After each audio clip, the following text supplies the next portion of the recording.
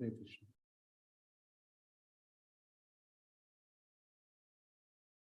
Thank you very much, dear friends, for coming this Friday. So last Friday, Mataji, you were not there, but you joined Zoom. Thank you. Thank you.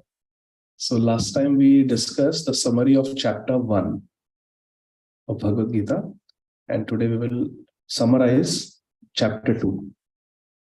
Every chapter of Bhagavad Gita has a theme. The first chapter is the setting the scene. It is the introduction, where we saw Hare Krishna. In the first chapter, we see how Arjun is on the verge of battle and he becomes overwhelmed by feelings of compassion for his family. How can I kill them? How can I kill my brothers, my guru, my grandfather? And he decides that this is very sinful to fight and I will not fight. Arjun decides. That's where the first chapter ends. Krishna has not spoken much. But Arjun, for so many reasons, he decides, I will not fight. On the verge of battle. Okay? So that's where we left off, and we'll start from chapter 2 now.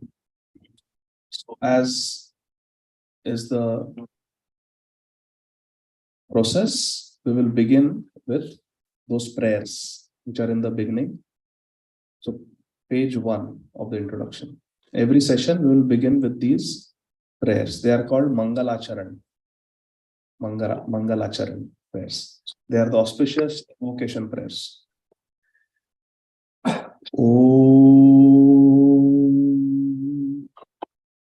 Ajnanatirmirandhasya Jnananjanashalakaya Chakshurun Militam Yena Tasmai Shri Gurave Namaha.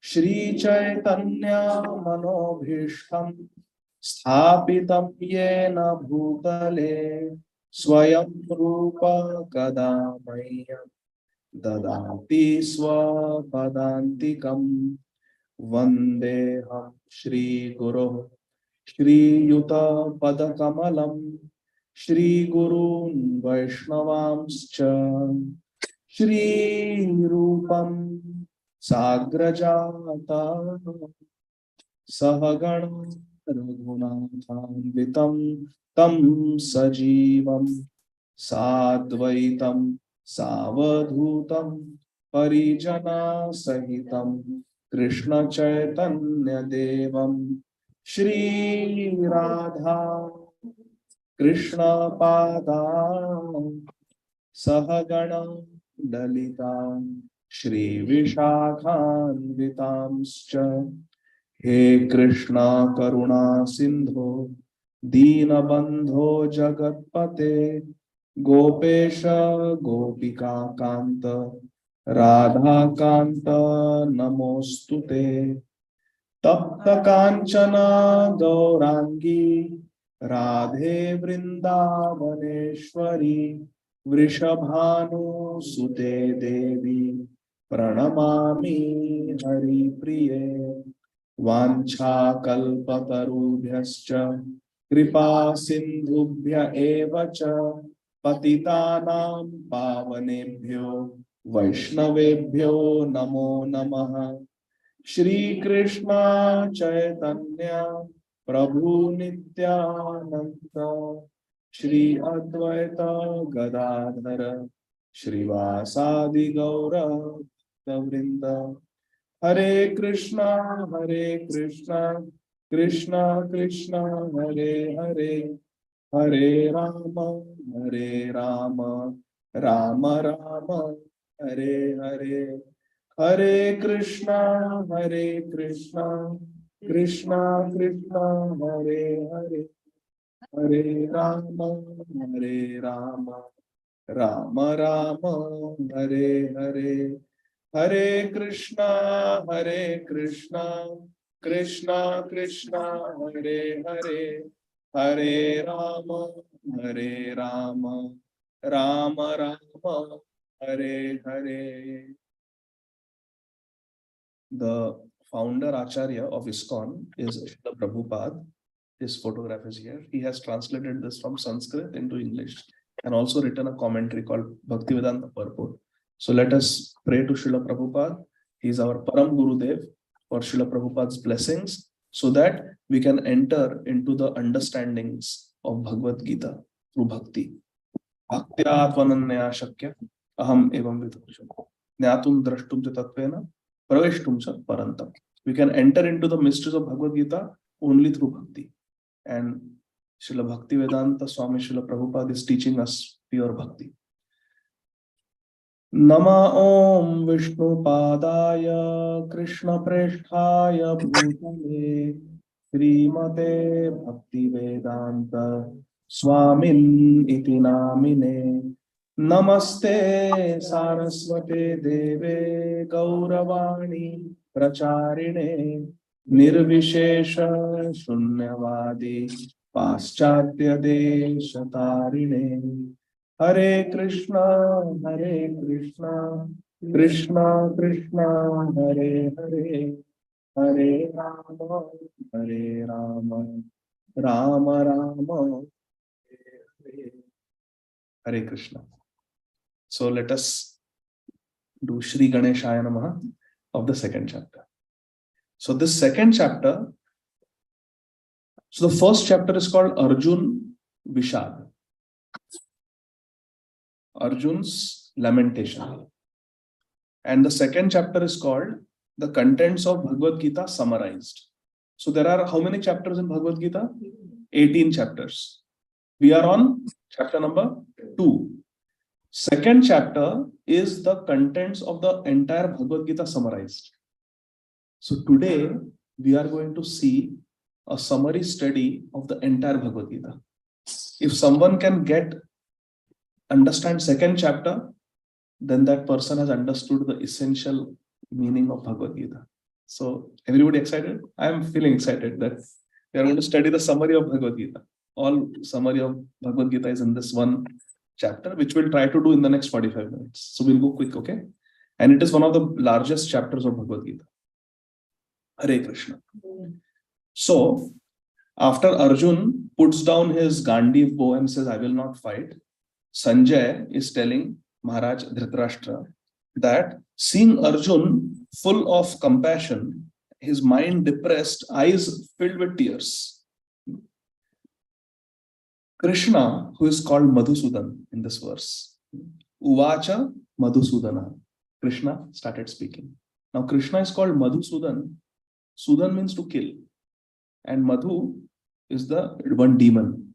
So Krishna killed a demon called Madhu, so his name became Madhusudan. Krishna is called Kansari, the enemy of Kansa. So like that, Krishna has many names. Arisudan also. Ari means enemy, and Sudan means to kill. Krishna who destroys the enemies. So here Madhu is a demon, and Krishna killed him. He's called Madhusudan. Now, who is the demon in Arjun's mind right now? Material compassion. His depression, his misplaced compassion. Amarendra Prabhu is saying material compassion.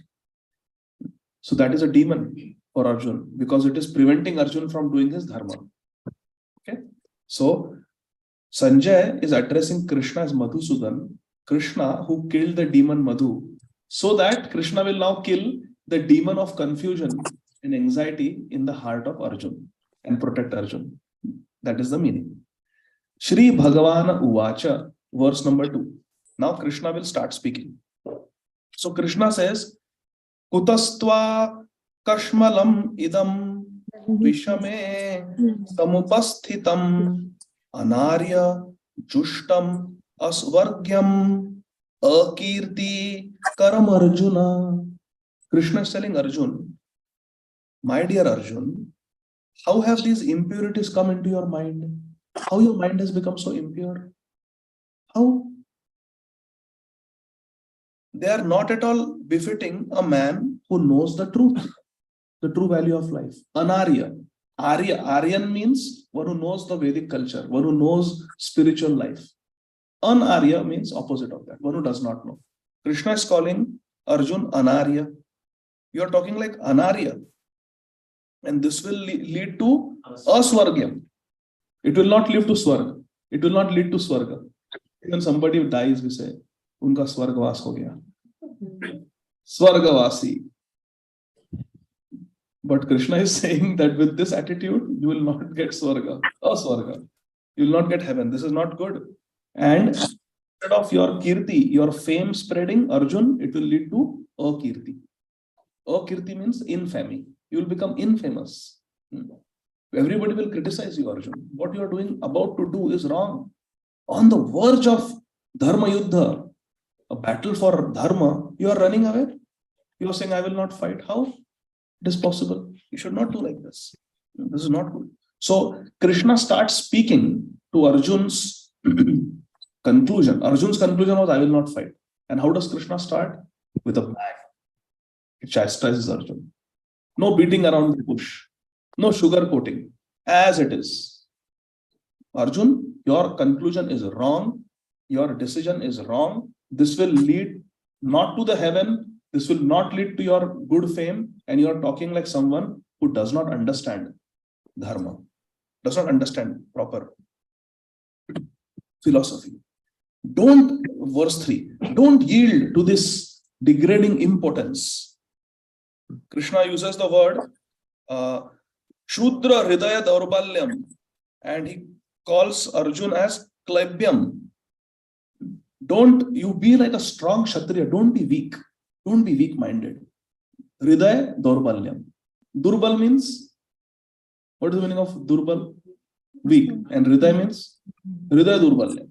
Don't be weak-hearted. Come on. Where is your determination? Where is your willpower to fight? Don't do this. Give up this weakness of heart. Arjun immediately replies, Arey, just now I decided I will not fight. I gave you so many reasons. Can you tell me some reasons that Arjun gave not to fight? Killing family members. Very good. Second, the women will be unprotected, kids will be unprotected, unwanted progeny will come. And then he says, how will Pitras will fall down. The Pitras will not get their Pindadan. Pindakriya will stop. All the religious activities will stop. What else? He says, who will we enjoy with? We will get the kingdom and we will be alone. All the family will be dead. So Arjun gave so many reasons and Krishna starts speaking by saying, this is wrong. What you're saying is wrong. This will lead to infamy. Arjun was afraid to fight because Arjun thought it will create sin. Pap. And pap leads to hell. So Arjun says we should not do pap. Krishna is saying opposite. He's saying what you are thinking not to fight will lead to aswarga. And afterwards Krishna says that you are committing sins by not fighting. So Krishna says you are wrong. So Arjun replies, Oh Madhusudan, oh Krishna, how can I fight with very, very respectable person? Katham Bhishmam Aham Sankhye Dronam cha Madhusudana. Oh Madhusudan, Krishna, you want me to fight with Bhishma and Drona? Dronacharya is my Guru Maharaj. Bhishma Dev is my I've played on lap of Bhishma Dev. I used to pull his beard and play with him on his lap. You want me to kill him? It would be better that I live a life by begging instead of killing my Guru and my grandfather. So much can be said about the love of Bhishma Dev for the Pandavas, but we don't have time. When Kunti came from the forest, after losing her husband and losing her co-wife, Madri, she had 5 children. How much Kunti went through? The children were so, Pandu had a shrap that he could not have children. So then Kunti had this benediction from Durvasa Muni that she could invite any great personality, God, Dev, and she could have a child. So from Yamrajji, Yudhishthira Maharaj came. From Vayu, Bhimsen came. From Indradev, Arjun came. And from the Ashwini Kumaras, Nakul and Sahadev came. When they came to Hastinapur, the people of Hastinapur, Duryodhan, Dushasan, Shakuni, all those people, when they came, they said that these are not children of Pandu. They are children of Kunti with the Devatas. So they cannot even come in the kingdom. They were completely rejected. So the rishis of the forest who lived with Pandu Maharaj and Kunti, they said, no, this is according to Dharma. What has been done is according to Dharma. And how can Yamraj, who is Dharmaraj, do anything adharmic? How can Vayudev, how can Indradev? No. This is all according to Dharma. These are bona fide children. They are Pandavas. They are children of Pandu only. Because Pandu had a shrap, this was done. It was an emergency situation. So don't reject these Pandavas. They are very great personalities. Then there were attempts made on the life of Duryodhan and Yudhishthir Maharaj and Arjun Pandava. Attempts were made to kill them so many times. But somehow they survived. So much they went through. And it was always two personalities, two people who protected the Pandavas. Kunti was a widow. She was alone. But two people always supported her. Vidur and Bhishma. Arjun is saying, so many times Bhishma, they protected us. Actually, Dhritarashtra and Duryodhan's plan was to just execute the Pandavas, murder them, giving an order to the soldiers to come and kill them. It is there in Mahabharata. Duryodhan's plan was like that. Shakuni's plan was like that. But then they said, how can we do that? Bhishma is there. He will not let this happen. It was because of Bhishma that the Pandavas survived. And now Krishna is telling Arjun, kill Bhishma. Kill Dronacharya. I did not know how to shoot bow and arrow. Dronacharya taught me. And what I learned from him, that skill set, you want me to use against him to kill him? What kind of dharma is that? What kind of religion is that? Arjun is saying, better I live by begging. Instead of conquering them, it is better that I am conquered by them. By killing all these relatives, we should not care to live. Even though they are standing before us in the battlefield. Oh Krishna, but you are saying I should fight. I am totally confused now. I don't know what to do. So you please instruct me. So this verse number 7 is very important. So let's recite it together, call response. Karpanya dosho pahata swabhava.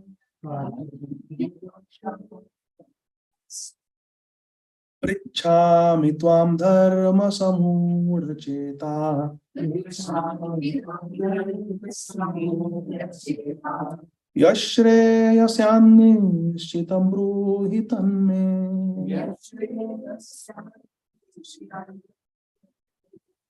Shishyasteham sadhimam tvam prapannam.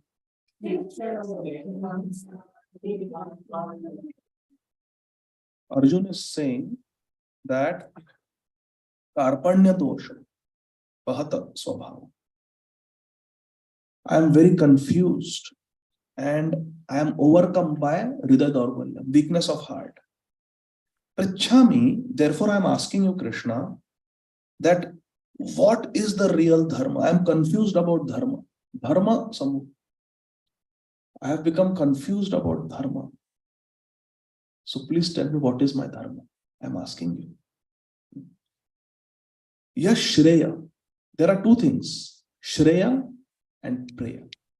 Preya means immediate enjoyment. And Shreya means that which will give us lasting enjoyment. Long term. Arjun is saying, don't tell me what is Preya. Tell me what is Shreya. What is ultimately good for me. That you tell me. I want to know what is ultimately good for me. Shreya. Bruhi, tell me. And who am I? Don't tell me like a friend. What is saying? Shishyasteham.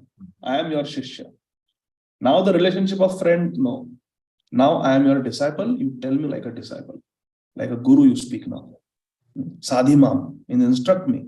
And if there is any doubt in Krishna's heart that is really Arjun, he's been my friend, we have eaten together, we have practiced our bow and arrow together, we have sat on the same sofa, and we have had so many nice friendly interactions. Is he really wanting to be my disciple? Tvam prapannam. Arjun removes all doubt. He says, no, I am surrender. Prapanna means surrender. Sharanagati. I am surrendering to you, Krishna. Please tell me like a guru now. I cannot find any means to drive away my grief. I am so sad. I have to kill my dear grandfather. I don't have a father. Bhishma Dev was like my father. How can I kill him? My Gurudev, who tried so hard, who worked so hard on me, teaching me everything he knew so that I become the world's greatest archer. That Guru's body, Dhyana Moolam Guru Murti. The Gurudev is what we meditate on. Vande Guru Shri Charanarvindam. That Guru Murti, that body of my Gurudev, you want me to pierce with sharp arrows? I'm very sad. I cannot drive away my grief. On one hand, I have to avenge Draupadi's humiliation. On one hand, it is my duty to get my elder brother Yudhishthir Maharaj's kingdom back, which has been wrongfully taken by Duryodhana. He had promised, and now he's saying, I will not even give you land that can come on the tip of a needle. So on one hand, I have to fight for my brother's kingdom. I have to avenge the humiliation of my Dharma Patni, Shri Draupadi Devi. But to do that, I have to kill my grandfather and my Gurudev. I am very sad, Krishna. My heart is broken. I will not be able to dispel my grief, even if I get unrivaled prosperous kingdom on earth, even heaven. Nothing will make me happy. Now Sanjay is telling Dhritarashtra Maharaj, having spoken this, finally, Arjun gave his conclusion. He says, Na yotsya iti govindam. I will not fight. Arjun again gave conclusion. I will not fight. I will not fight. I will not fight. Arjun said. Sat down. At that time, Tam uvacha rishikesham prahasan iva bharat. At that time, Krishna spoke. Krishna is called Rishikesh. He spoke. Rishikesh means the master of the senses. We have so many senses, eyes, ears, tongue, nose, skin. But the master of all our senses is Krishna. Krishna spoke how? Prahasan. Krishna was smiling. Arjun is crying. And Krishna is smiling. Krishna is smiling. Why is smiling? Because Arjun, who used to be a friend, who just few minutes ago ordered Krishna, Senayor Ubhayo Madhye, Krishna, come on, take my chariot between the two armies. I want to see. Now that Arjun is falling at Krishna's feet and saying, Shishyasteham, I am your Shishya, I am your disciple. So Krishna is smiling. All of you are smiling also. Krishna is smiling. Krishna is also a person. God is a person. If we are a person, how God cannot be a person? If God is just a power, then we are a person. Then we have something that God doesn't have. How that is possible? No. So God is a person, God is power also. We'll understand. As we read Bhagavad Gita, we'll understand all this. But the fact is, Krishna is a person eternally. And he is the supreme God. Ishvara Parama Krishna. Satchidananda Vigraha. Our Vigraha is made of skin, bones, muscles, and blood. Right? You take blood. But Krishna's body is not made of blood. Satchid Ananda Vigraha. Ishvara Parama Krishna, Satchid Ananda Vigraha. Lord Brahmaji spoke this. Ishvara Parama Krishna, Satchid Ananda Vigraha. Vigraha means the form. How Krishna's form is? Satchid Ananda. It is Sat, it is eternal. Are we eternal? This body? No. It didn't exist 43 years ago. And it will not exist 43 years later. It comes, it stays for some time, finished. So, but Krishna's body is Sat, it is eternal. Chit, full of knowledge. We have to go to school to get our diploma. Krishna doesn't have to go. He was born Chaturbhuj in the Karagrah, in the jail of Kansa, with Mukut, Kundal, Chaturbhuj Murti, Shankha Chakra Padma Gada, Vaijayanti Mala was there. And he gave darshan to Devaki, Rani, and Vasudeva Maharaj. Krishna doesn't have. He was, whatever he speaks is Ved. Did Krishna go for some Gītā class to give this, to speak Gītā to Arjun? Was Krishna referring to any notes? No. So, Chit. Chit means full of knowledge. and Ananda, Satchid Ananda. Ananda means he's always blissful. Prahasa, he's smiling. Krishna has a Naisargik smile, natural smile, always. Krishna is always smiling. And the devotees love that. You see any painting of Krishna, Krishna is smiling. You will never see any painting of Krishna where Krishna is not smiling. He has a natural smile. That is one of the features of Krishna. Always he is Ananda. Na? Like the sun is always light. Can you have a dark sun? Can there be darkness on the sun? No. Similarly, Krishna cannot experience any sadness. It's Ananda Vigraha. Always Anandit, always happy. And this Krishna smile is very dear to the devotees. You see any Krishna Murti painting, Krishna is always smiling. And devotees feel happy. When I'm telling Krishna is always having a natural smile, all of you are smiling. You are happy that our Krishna is happy. But those who are demons, those who have Rakshas Pravritti, they feel very angry seeing Krishna smile. Like example is Duryodhana. Example is Duryodhana. Even Shishupal. Shishupal was giving bad words to Krishna in the Rajasuya Yajna. And Krishna was smiling. And he was getting more angrier. Because when somebody is criticizing, they feel satisfied when the person gets agitated or becomes sad. Oh, you insulted me. But Krishna was smiling. He's calling him 100 times, he's calling him bad names, saying bad things. Oh, you are a thief. Even as a child, you are stealing. Navanita Taskara. You are singing just now. Even as a child, you are stealing butter. You ran away from the battlefield when Jarasandha 18th time attacked you. Run chod. Shishupal. Makhan chod, run chod. Krishna smiling. Why are you smiling? Like that.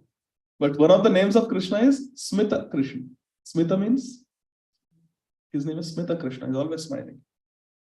Krishna is smiling. And then Krishna spoke. Now please listen to this. Krishna, Shri Bhagavan Uvacha. Asochan anvashochastvam pratnyavadan shabhashase gatasun agatasunscha nanu sochanti pandita. Krishna said that Arjun, you are speaking like Pandit. But actually your words are not very intelligent. What you are crying for is not worthy crying for. And those who are wise, those who are actually Pandit, they don't cry for such things. What? You think I'm crying uselessly? Krishna is telling Arjun, you are crying uselessly. You are not crying for things that are worth crying. He says, Nato eva ham jatu nash. Never was there a time when I did not exist. Nor you. Nor all these kings. Natvam neme janadhipa. Janadhipa means all these kings. There was never a time when I didn't exist. There was never a time when you didn't exist. And there was never a time when all these people did not exist. Krishna is saying. We are all eternal. Nor in the future will any of us cease to be. Na cha eva na bhavishyama. Sarve vayam atah param. We are all eternal. Then Krishna says, very famous, Dehinosmin yatha dehe kaumaram yavanam jara. Tatha dehantara praptir dhirastatra namuhyati. Krishna says that just see. Prabhuji, you were 6 months old, sometimes, some decades ago. You were like that, crawling. Then later on, you were like our Sia. Then you were playing. Then you learned how to play cricket, soccer, how to fly kite, right? Then you started going to school. You learned languages. You got your high school degree. Then like that you went on. Did you look like that when you were 6 months old? Like how you look? No, right? We keep changing. So now if someone takes a photograph of you when you were 6 months old and they say, no, this is you. Now how you look, that is not you. No, you are the same person. It's just that your body has changed. Your clothes were different that time. You were wearing diaper, right? Then you were wearing shorts while playing. Then school uniform. Then college uniform. Now you are wearing a trouser and shirt because you have become a responsible person in society. So you are going to office. You are wearing something. You go to some meeting. You will wear a tie. So your dress is changing. You are changing. But it's the same person. Na? You have memory of when you were 5 years old, 10 years old, 15 years old, 20 years old, 25 years old. You have memory because you are the same person. It's just your body changed. So are you the body? No. You are not the body. You are someone else. Just like, are you that shirt? No. Because yesterday you were wearing a different shirt. Day before yesterday, a different shirt. Similarly, we are eternal soul. That's what Krishna is saying. There was never a time when Bhishma did not exist. Nor Dronacharya, nor you, nor me. Nor will a time come when any of us will die. Because we are soul, and soul is eternal. Soul never dies. And the body is like a cloth. It keeps changing. And it will keep changing. So Krishna is saying, why are you crying?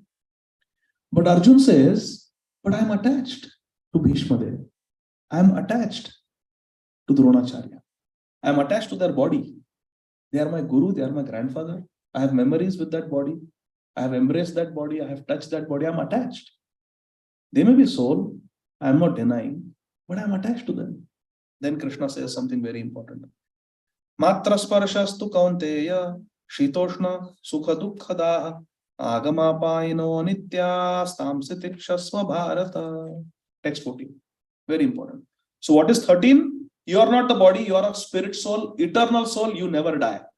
We are all eternal. That is the 13th verse. You are not the body. You are the soul. But if someone says, but I am attached to the body. I am attached to the body of my husband or my wife or my father or my mother or my children or my brother, sister. I am attached to their body. Are we not attached? I am attached. We are all attached to our loved ones. So if someone says, okay, Krishna, you are saying we are not the body, but I am attached to the body of my loved ones. Then Krishna says, verse 14, tolerate. You are attached, you have to tolerate. If you are attached, then you will experience summer and winter. See? Dehinosmin matra sparshastu kaunteya shitoshna. Shita means cool. Shital jal. And ushna means hot. You will experience heat and cold if you are attached to the body. One who is not attached, suppose, before we lived in East Corp, we were living in Vinings, Smyrna. Now we had a townhouse there. Now if anything happens to the townhouse, if there is a leak, immediately I'll be calling the ceiling guy. If there is some bathroom leak, I'll be calling the plumber. My house, I'm living there, I'm attached, everything should be nice. I'm paying for the home insurance. Now I sold that house and I'm living in East Corp, different house. Now if something happens, I'm driving by and I see that old house is leaking or there's a crack in the wall. Will I start calling the handyman, come fix it? No, I'm not attached. Why? Because atmiyata nahi hai ghar se. I don't consider the house mine anymore. I'm not attached. But if you are attached, then we are very involved. Hurry, now, yeah. There is a tree fell on the house. Call 911 immediately. We are so attached. But when there is no attachment, is there happiness or distress? No. If there is nice decoration, Thanksgiving decoration on the old house, will I feel happy? No. Nothing to kuch lena dena nahi hai. If the tree falls on that house, will I be sad? No, there's no attachment. Correct? Similarly, as long as we are attached, we will experience happiness and distress. Sukha dukkha. But if there is no attachment, then we only experience ananda. Neither sukh nor dukkha. Sukh and dukkha are material. But anand is divya. Anand is spiritual. Anandam buddhivardhanam pratipadam. So we, Brahma Bhuta, Prasanna. Na sochati na kamshati. Prasannata, Anand is spiritual. That is what we'll experience if we are not attached. So Krishna says, if you are attached, then you will experience Sheet Ushna. Like in the summer season, we feel heat. In the winter season, we feel cold. But both are anitya. Both are impermanent. Is summer permanent? In Florida, yes, probably. But then seasons change, right? Winter is permanent in Minnesota. But generally, the seasons keep changing. They come and go. Let's keep this verse there.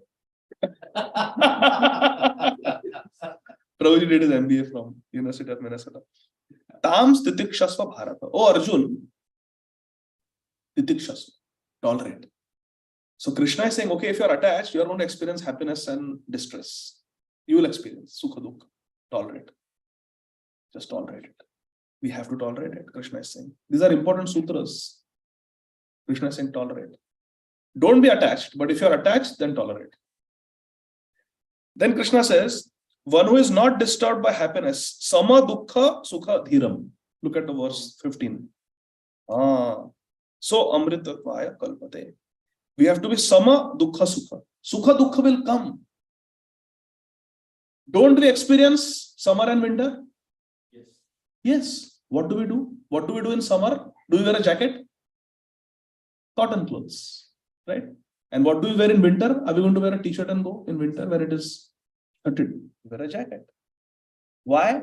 So we can tolerate. Correct? We deal with it. Same thing we have to do, my dear friends. In happiness and distress. We have to remain steady. We go to the office in both summer and winter. Do we call in? No, summer has started, I'm not coming. Or winter has started, I'm not coming. No, we go. Whether it is summer or winter, we go.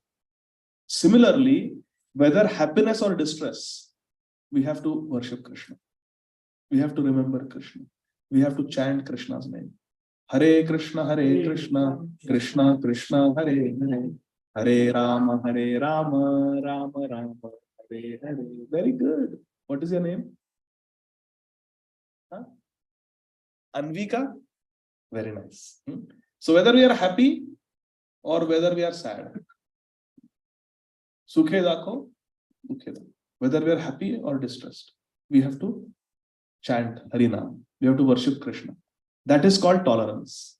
Not that we will not experience happiness and distress. Just like we experience summer, we experience winter, but we carry on. We tolerate it, we deal with it, changing our clothes, adjusting the thermostat in the house. We deal with it and we move on. We don't become depressed. Oh, winter has started. Oh, summer has started. No. Oh, it's raining.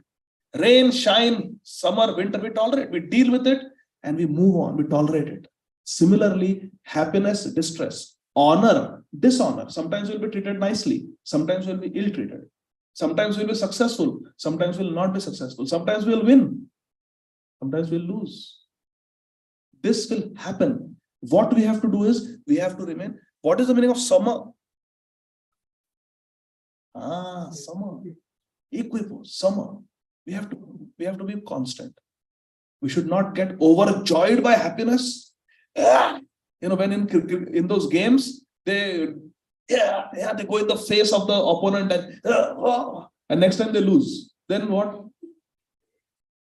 That is too much. Don't be overjoyed by happiness and don't be depressed by failure. Both are important. Both will come. Summer will come. Can anybody say summer will not come?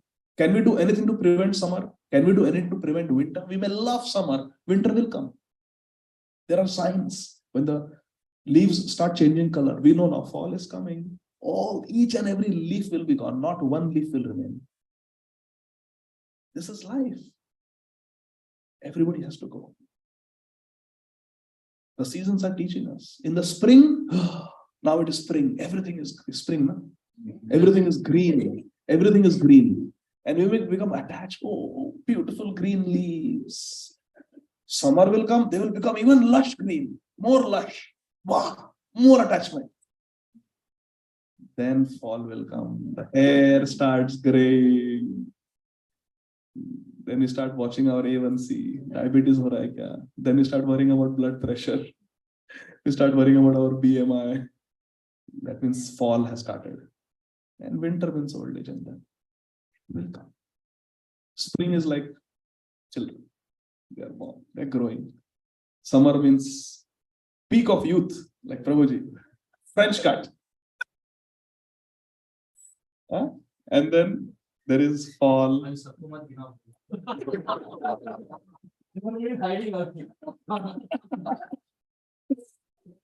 we have to tolerate. This changes will happen. Dhirastatra na muhyati. जो धीर है वो मोहित नहीं होता. धीरस्तत्र न मुह्यति. So sama dukkha sukham, dhiram. We have to be dhira. You have to be equal. Equal means we don't leave the lotus feet of Krishna. Sukheva, Dukheva. We have to chant Hare Krishna. Now, those who are seers of truth, they have concluded that the body, there is no endurance. Now, people say, evergreen hero, Bollywood, evergreen hero. Or evergreen heroine. What this means, instead of getting old at the age of 40, 50, they can put some makeup and exercise and take some Botox shots and carry on till 60, 65. But they have to die now, ultimately. You can call evergreen, nobody is evergreen. The one who was called evergreen is gone now. The winter came. So some places the summer lasts longer. Like this is Florida, longer summer. Minnesota, short summer. But everybody will get winter. So here Krishna is saying that those who know the truth, they know that the material body, there is no endurance. It is Shanabhangur. It is there, it will be destroyed. And of the soul, there is no change. The soul is same. It doesn't change. And one should know that the soul that lives in the body, in verse 17, Krishna says, it is indestructible. It is indestructible. Avyayas, indestructible. And no one can destroy the soul. Even if the atomic bomb drops on the head, ground zero, it can vaporize the body. The body becomes evaporated at that temperature. Once, as part of our residency training, we were a nuclear physicist came and he was teaching us about radiation damage in Hiroshima, Nagasaki, and that Chernobyl explosion, gas leak, radioactive leak. So they were telling, when the atomic bomb goes off, the temperature is 50,000 degrees. 50,000 degrees. I raised my hand. I said, Celsius or Fahrenheit? He said, what difference it makes? What at 50,000, what difference it makes, Celsius or Fahrenheit? I sat down. I said, correct. It doesn't make any difference. So even if our head is ground zero, an atomic bomb blows off, it can vaporize the body, but it cannot touch the soul. Just think about this. The soul is eternal. It cannot be touched by anything material. It's a different, analyze this. Our body is made up of skin, bones, blood. Okay? Mataji? Skin, Georgia Tech. Okay? Inside this body, if you study the anatomy and physiology, biochemistry of the body, this body is ultimately made up of cells. Cells have cell membrane, nucleus, cytoplasm. Ultimately, it is made up of lipids, which is fats. It is made of proteins. Yes. Fats, proteins, and carbohydrates, which in turn are made up of carbon, oxygen, nitrogen at a molecular level. And atomic level, we are just a bundle of atoms, organic compounds. This is the human body.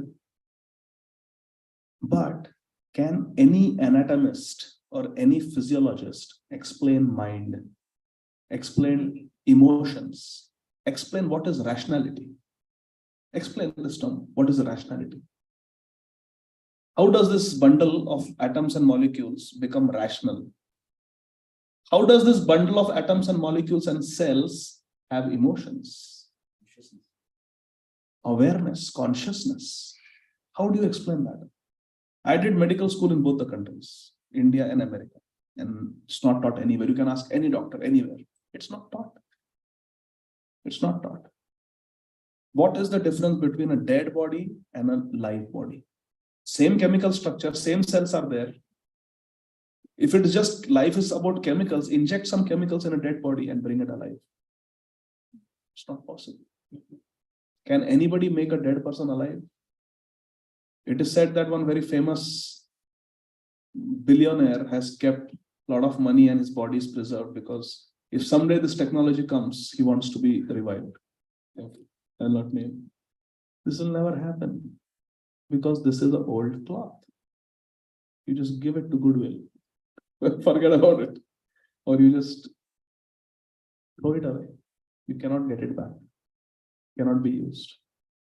Can we use the childhood clothes that we used to wear now? No. Can't. So once the body is finished, the soul grows out of this body, leaves this body, it's gone. It will go to the next body. In your experience, have you seen someone who is on the verge of death or probably dead, and on CPR they have been revived? CPR, yes, many times. So statistically, around 10 to 40% of CPRs are successful in reviving the person. But CPR is done on a patient who is alive. Once the pulse has dropped, Once a person is brain dead or a person doesn't have any heartbeat anymore, yeah, cannot do. Once a person is declared dead, then nothing can be done. So like one of it is not alive. CPR again, he came back to life. This is the story. So basically, that might be because the person was not examined properly. Yeah. They declared brain dead and everything, but after 1 hour, he was alive and he was treated for 2 weeks and then he was declared dead. Yeah. So there are certain conditions like drowning or hypothermia where it may animate death. It may just, imitate death, but actually it is not death. The person goes into a low state of metabolism, and when the conditions are favorable, it may be possible to revive the person. It's just misdiagnosis. It's a case of misdiagnosis. Yeah. But someone who is dead, no, otherwise dig any grave and bring somebody alive. Cannot do that. So that's what Krishna is saying. So that this is the thing. So now imagine this. We have a gross body made up of cells and bones. Then there is a mind. Everybody agrees that we have a mind. Can anybody prove that there is a mind? Is there any blood test? Can you see it on any MRI scan? Oh, there's the mind. Can any PET scan, X-ray, MRI, CT scan, autopsy? Can it find, oh, this is the mind? No. But mind is there, right? In fact, it is because of mind that all of you are here. मन में संकल्प किया आपने Gita class जाना है ना? In the mind you decided that I have to go attend the Bhagavad Gita class. So you all came. Your whole body was dragged here because of the mind. So what is more powerful? The gross body or the subtle mind? How many suicides have you seen or read or heard about that have happened because of body discomfort? Somebody got infection or somebody got a cancer or got a heart attack, decided I want to quit, commit suicide. No. Majority of the suicides are because of problem of the mental agony, depression. So what is more powerful? The gross body, the physical body, or the subtle body, mind? Mind is called subtle body. What is more powerful? Subtle body, right? And that subtle body cannot be seen. That subtle body cannot be heard. That subtle body cannot be tasted. Subtle body cannot be smelled. Subtle body cannot be felt with touch. But it is there. It is real. What does it mean? That something may be subtle. We may not be able to detect it, but it is very powerful. In Bhagavad Gita, Krishna explains, we have a gross body. It is called the Sthula Sharir. And then we have the Sukshma Sharir, made up of the mind, intelligence, Ahankar, ego. And that is more powerful than the physical body. And subtler than that, usse bhi adhik sukshma.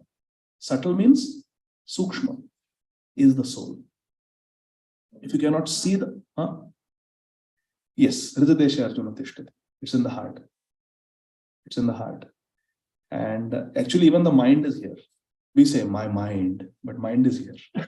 Because there is a soul is here. Surrounding the soul is the subtle body consisting of mind, and surrounding that is the gross body. So the soul is subtler than the mind, and mind is subtler than the gross physical body. Everybody understood? This is the structure. Is the body destructible? Yes. Is the soul destructible? No. This we have to understand. Then Krishna is emphasizing that in verse 18, that the material body is destructible, but the spirit soul inside the material body is indestructible, immeasurable, eternal. Krishna says it is Nitya. So therefore, one should not think that somebody died. The body dies. The body takes birth. The soul is eternal. This we have to understand. We say, oh, he passed away. Body is still there. He passed away. The soul has passed away. We say, no, my legs, not I leg. or my hands, my eyes. So who is that me? Who is possessing the eyes, hands, and legs? That is the soul. We are the soul. Aham Brahmasmi. We are the soul. So for the soul, there is no birth and there is no death. It is eternal. Eternal means there is no birth and there is no death. Eternal. The body dies, the soul doesn't die. So that the same thing Krishna is emphasizing. Then in verse 22, Krishna gives a very famous explanation. Vasamsi jirnani yatha vihaya navani grinati naro param tatha sharirani vihaya jirnan anyani samyati navani dehi. Vasamsi jirnani yatha vihaya. Vasamsi means like cloth. Like the cloth we change every day. Now at night when we sleep, we'll wear night dress. Tomorrow morning we'll take shower, again wear fresh clothes. Right? We keep changing clothes. Similarly, the soul keeps changing the body. Bodies change, but Nayanam chinnanti shastrani. The soul, verse 23. Soul cannot be destroyed by any weapons. Nothing can affect it. It is spiritual. All these things, heat, water, wind, weapons, they are all material things. They can affect material things. They cannot affect spiritual. It's a different dimension only. Can a bullet affect the mind? It doesn't know where the mind is. It's subtle. Soul is subtler than that. So no weapon can touch. And the soul is eternal. Is the mind eternal? So let's understand. There are three bodies. All of us, three bodies. Soul, spiritual body. Then there is subtle body, made up of the mind, intelligence, ego. And then there is the gross physical body, made up of skin, bones, blood. Every birth we take in this world, we change the body, the gross body. Sthul sharir, gross body we change. As long as we are in this material world, the subtle body will remain the same. Birth after birth, the subtle body, same mind, same intelligence. It forgets. Function of mind is to forget. It forgets. But it's the same mind that goes in the material world from different body to different body. But when we go to the spiritual world, in Vaikuntha, there is no mind. Only the soul goes. So soul is eternal. Mind remains with us throughout our stay in this material world. But it is not in the spiritual world. And the body keeps changing every lifetime. Can a soul without a body be free, or does it need a body? Actually, a soul doesn't need a body. Soul is completely spiritual and complete. Doesn't need anything except Krishna. The soul.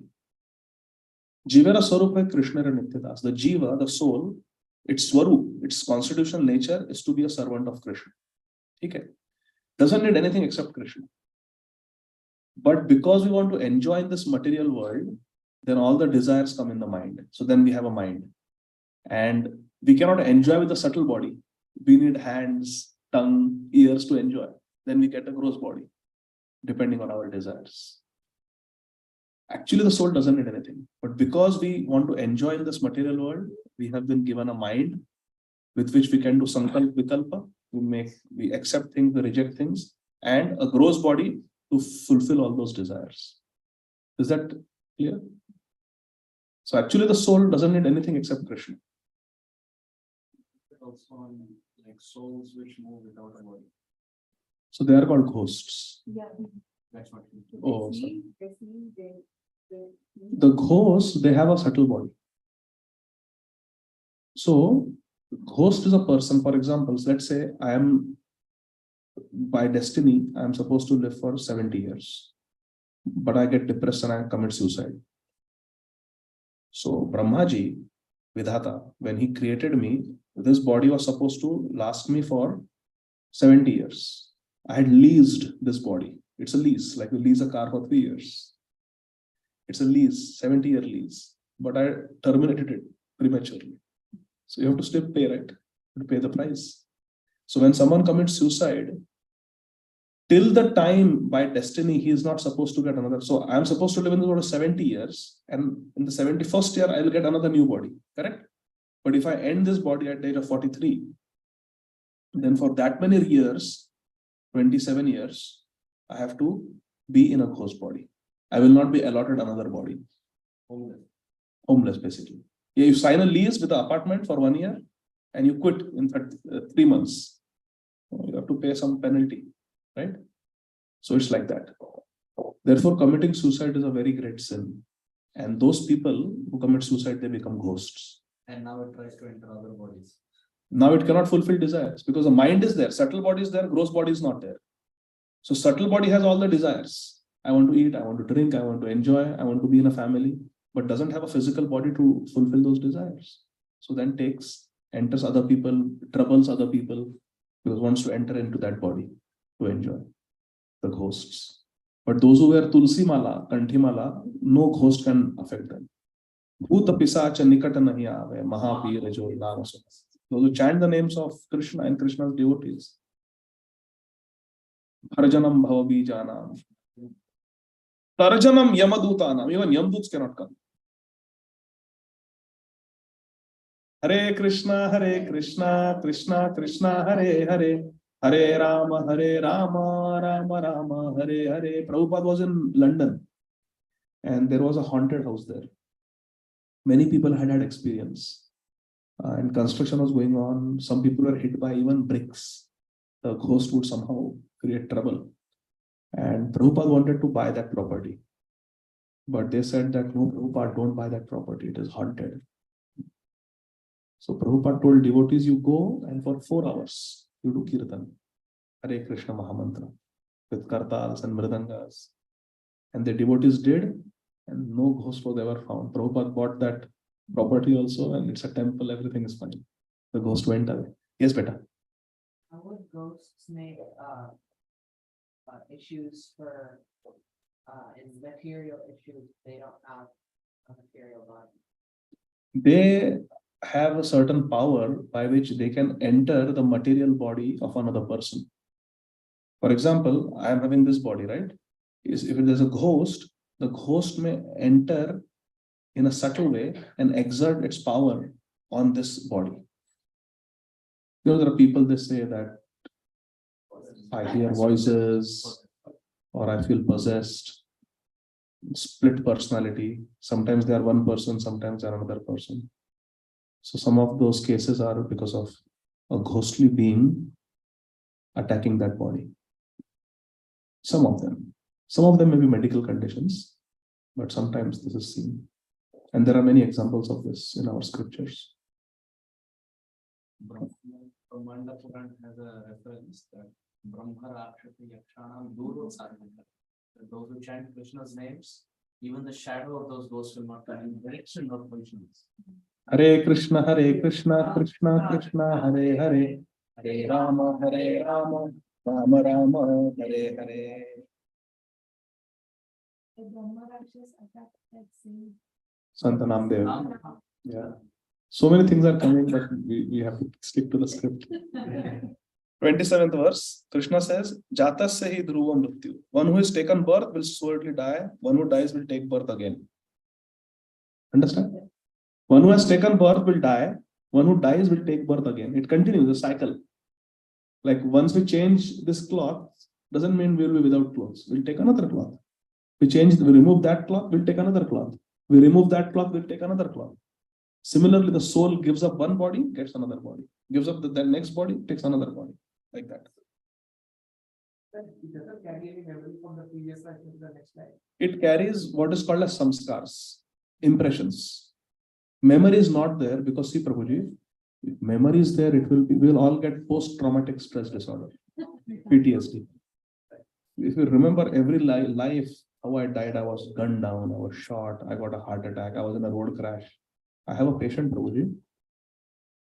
He cannot drive because every time he drives over a speed bump, he actually feels a psychiatric condition. He feels he's driving over a human body.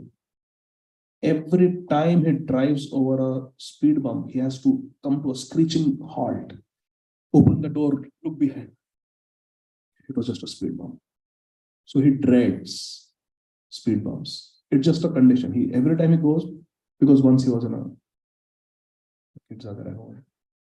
after that, every time he goes on a speed bump, he feels like he's driving over somebody's body. post-traumatic stress disorder. So imagine if we have taken so many births and we have died in so many different ways. If we have memory, how we will be able to live? We will not have any peace. We're just having this phobia, that phobia, this phobia, that phobia. So out of mercy, Krishna takes away the memory of previous life, but some impressions, samskar are there. Samskars are there. And samskars mean the desires. Whatever desires we have cultivated. Samskars. Huh? Samskars are there. Samskars. SCRS. Samskars are there. Yeah. Like that. So is that clear? So the impressions are there. Like for example, some people, they give bad words. So it is said that they have come from hellish planets. And some people, they are very soft-spoken, very polite. They will not hurt anybody. They are very kind. They have come from Swarga. Our acharyas have said like that. Because they are used to speaking nicely. So those samskars are there. Good samskar. You know how some people are antisocial.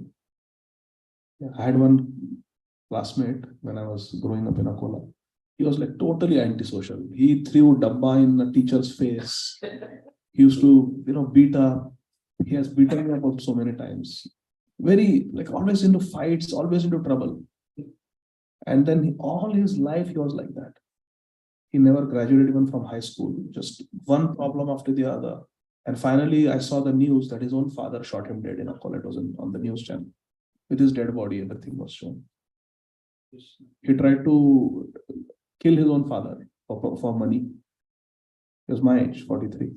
Finally, his father took out his revolver and shot him one bullet in the chest and he died. So such people, when they are like that, of course, I'm not taking any name or anything, but we can understand that they are coming from the lower planets, the Naraklok. And some people are very, bahut satvik hai, very sadhu, very nice, saintly person, because they have good samskars. So then Krishna says, in this way, Krishna is describing the nature of the soul. Again and again, Krishna is saying, verse 30 also you see, Krishna is saying that the soul is never killed, the soul only lives in this body. Then Krishna tells Arjun, because you are a Kshatriya, you should know that your duty is to fight on religious principles.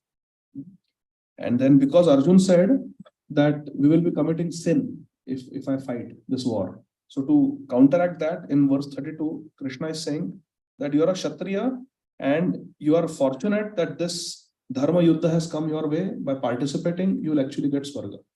It will open the gates of heaven if you fight. On the other hand, if you don't fight, you will be criticized in this world. People will say you are a coward, you ran away from battle. People will only criticize you and you will also not get Swarga. And you will be humiliated. People will just criticize you. And then Krishna says in verse 34, for an honorable person, dishonor is worse than death. They are very, like, Raghukula Reet. That is the honor. You say something, you do it. That's it. Then Krishna says, emphasize that point, that your enemies will just call you unkind words, they will criticize you. What could be more painful for you? Either you will be killed on this battlefield and you will attain heaven, or you will defeat your enemies and enjoy the kingdom of this world. So Arjun said, if I fight, it's a lose-lose situation. Please listen carefully. In chapter 1, Arjun said, if I fight, it's a lose-lose situation. Because I am killing my own family members. What will I enjoy with them afterwards? I will have no one to enjoy. Arjun said, lose-lose. What is Krishna saying? Win-win. If you defeat them, you enjoy the kingdom. If you lose and get killed, well, you are going to heaven because you fought a religious dharma yuddha. You fought a religious. So sometimes our understanding can be completely wrong in life. And we need a teacher like Krishna to guide us. We will be convinced this is it. This is the right decision. But we will be completely off. Arjun is convinced he's right, but he's completely wrong. Therefore, Krishna says in verse 38, just fight. Because that is your dharma. You are not fighting whimsically. You are fighting for dharma. We cannot have a king like Duryodhana. Yudhishthira has to be the king. We cannot subject the whole world population to a useless, sinful king like Duryodhana. Yes. Also, Arjuna was talking about women being unprotected. Actually, Duryodhana becomes the king, then he will do that to every woman, what he did to Draupadi. But he should be killed, and if Yudhishthira Maharaj becomes, then he'll treat everybody as mother. See? This is Krishna's So weeds have to be removed immediately. Cancer has to be treated. Yeah. Wonderful point. So in this way, Krishna is saying that there is every reason why you should fight. And Krishna says that you fight listening to me. What is it called when we listen to Krishna? That is called bhakti. Bhakti means to listen to Krishna. Bhukti means Bhukti means enjoying in this material world. Bhog karna, bhukti and mukti, and bhakti, three things. Bhakti is our path. International Society for Krishna Consciousness, Krishna Bhakti. So Krishna says, it is in verse 40, look at verse 40. Krishna is describing the process of bhakti. He says, you listen to me. Listening to Krishna means bhakti. Krishna says, Neha vikkamanashosti pratyavayona vidyate. Swalpamapi asya dharmasya trayate mahato bhaya.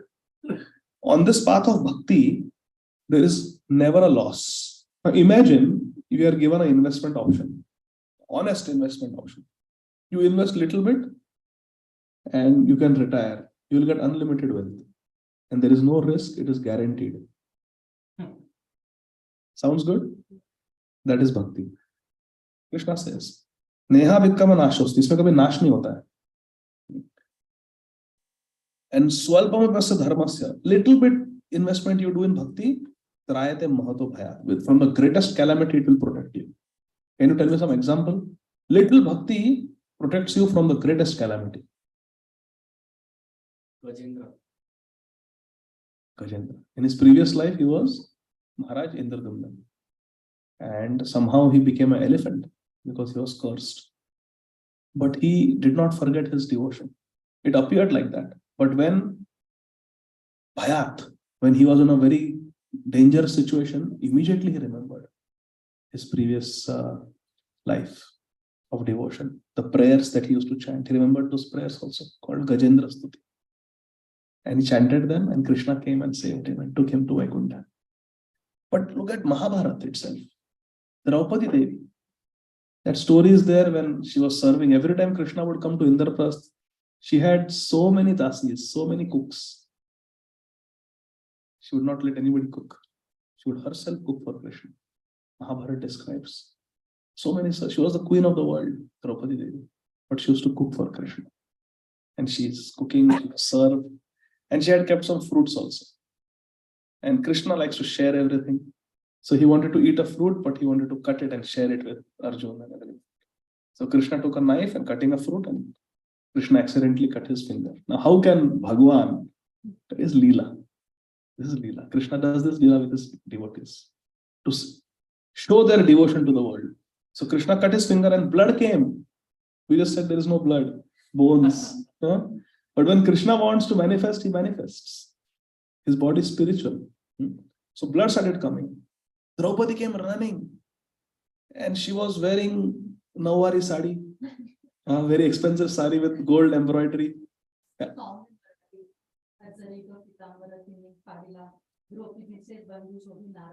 Wow. Sundar. So she ripped, she didn't think a very expensive sari. Hey, get a cloth. Hey, get a bandage. No. So many servants. Without a second thought, she tore her sari. Wrapped it around Krishna's finger, stopped the bleeding. Such love for Krishna. She was like Krishna's sister. Now, when she was in need of sari, when her sari was being taken away, she gave this much sari to Krishna. One strip, like a bandage. How much sari Krishna gave? Unlimited. हाँ, ये नारी की साड़ी है कि साड़ी की नारी है? Dushadhan could not understand. Is this the sari of a woman or is this a woman made of sari? Inexhaustible. Tomorrow is Akshaya Tritiya. Akshaya Tritiya.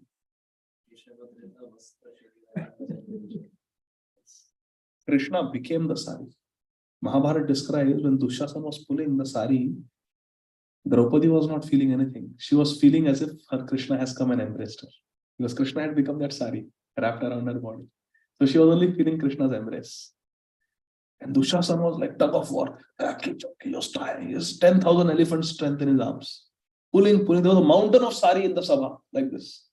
And the sari was not getting over. Dushasana's energy got over. After a nice workout, he got tired. What is this? He gave up. But Draupadi's sari did not get over. And how much sari she gave? This much. And how much Krishna gave? Mountain of sari. This is Neha Vikyavanashasti. Swalpamukasa dharma trayate mahatavya. Little bit devotion will help you in your greatest need. And we know so many examples we have seen in devotees also. So Krishna consciousness is very beautiful. Krishna bhakti is very beautiful. Krishna says, Prahlad Maharaj. The Lord broke the pillar and Forever. This is the power of bhakti. Then Krishna says how we should practice bhakti. Verse 49. Vyavasayatmika buddhir ekeha kuru nandana bahushakhayanantascha budhayo avyavasaya. That we have to practice bhakti like vyavasaya. Vyavasaya means business. Business. Yeah. Businessman. They will see how much expenditure is going, what are the overhead expenses, how is the market, what location will be good for my business. 1 point. One pointed. Every penny they will calculate. Kidhar ja raha hai, how I can cut costs, how I can make more profit. A devotee should be like that, like a businessman. In a good way. Should not waste a single moment. What is the currency? Time. I should not waste time. Every opportunity I get to hear about Krishna, I must grab it. Every opportunity I get to chant Hare Krishna, Krishna Krishna, Hare Hare, Hare Rama, Rama Rama, Hare Hare. It is $100 in the bank account. One Mahamantra. Hare Krishna, Krishna Krishna, Hare Hare, Hare Rama, Rama. Annual income $200. Enough? More. Hare Krishna, Krishna Krishna, Hare Hare, Hare Rama, Rama, Hare Hare. That is Vyavasaya. Like a Vyavasaya. 1 point. Ekeha Kuru Nandan. O Kuru Nandan, O Arjun. Ekeha. We have to be one pointed. One pointed in bhakti. One pointed in bhakti. So this you will remember. How is bhakti? Neha Vikarnashasti. It is never destroyed. Even little bhakti will save us. And how we have to do bhakti? One pointed. Like a businessman. Completely. We have to be absorbed. Okay. What if I don't do bhakti? Forget bhakti. This world is a wonderful place to enjoy. Look at verse 44. Bhogaishvara prasaktanam tayapa rita chetasam vyavasayatmika buddhi samadho na vidhiyate. Okay. Listen, my dear friends. Please. Listen. I will do bhakti, but I will also enjoy materially. Does that work? Can you have a successful business and at the same time bleed your business by wasting money? Doesn't work. Doesn't go hand in hand. So Krishna is saying, Vyavasayatmika buddhi samadho na vidhiyate. One cannot be one-pointed in bhakti if one is bhog aishwarya prasaktana. What do you mean of bhog aishwarya? Yeah, material enjoyment, bhog aishwarya, material opulence, material enjoyment. If we are attached to that, we cannot be attached to bhakti. Bhog aishwarya prasaktana, asakt in bhog aishwarya. Then we cannot become asakt in Krishna. It doesn't go hand in hand. It is opposite. Krishna is saying. Then Krishna says we have to be careful. There are many things mentioned in the Vedas. Traigunya Vishaya Veda, Nistraigunya Bhavajana. Vedas are like a library. Now in the library, suppose we want to make palak paneer. We go to the library to get a cookbook. Vegetarian, no onion garlic cookbook, where there is a recipe for palak paneer. Higher taste.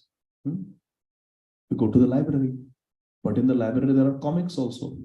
What if we get distracted, started reading Charya Chaudhary comics? Huh? Or we start reading about Amar Chitra. Amar Chitra Gatha. Yeah? or Tinkle, or World War One, a book about World War One, World War Two. So in a library, everything is there, correct? But we have to see what is our path and what I want. That is what Krishna is saying. Traigunya Vishayaveda, Nistraigunya. Vedas, there are many things, but we have to choose where we want to go. We want to go to Krishna. So in the Vedas, there are many things described. Oh, you want this, you do this puja, you will get this. Bhogashwarya. We don't want to go there. We want to go for bhakti. So in the Vedas, there are bhakti shastras also, like Bhagavad Gītā, like Srimad Bhagavatam. We focus there. Vishnu Puran, Padma Puran. That's what we want. Ramayana. That's what we want. Krishna is saying. Then Krishna says, very famous verse 47. Who wants to read? Bolo. Now, Karmanyavadhikaraste ma phaleshu kadachana ma karma phala heturbhur mate sanghotsva karmani. Very, very interesting verse. I'll quickly say in 4 sentences. First line is, we only have adhikar to do our duty, our karma. Ma phalechu kadachana means we don't have right over the fruits of our action.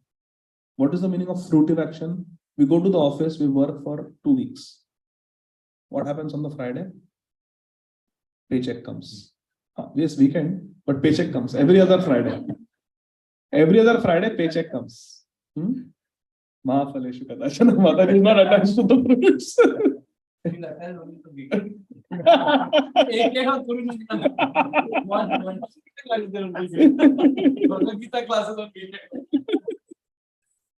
Friday we get paycheck. Okay? That is called fruits.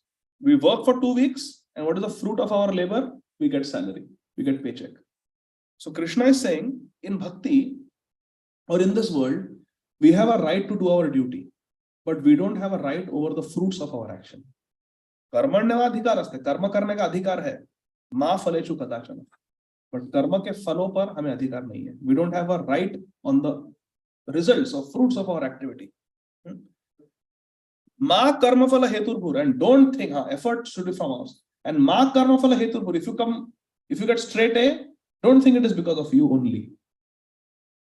Ma karma phala heturbhur, aap hetu nahi ho. You are not the cause of success only. You are partly. But if your parents had not given you birth, can you get straight A? If your parents don't send you to school, can you get straight A? If your teachers don't teach you in school, can you get straight A?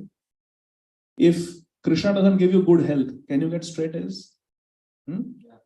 So you see, in you getting straight A's, there are so many contributors.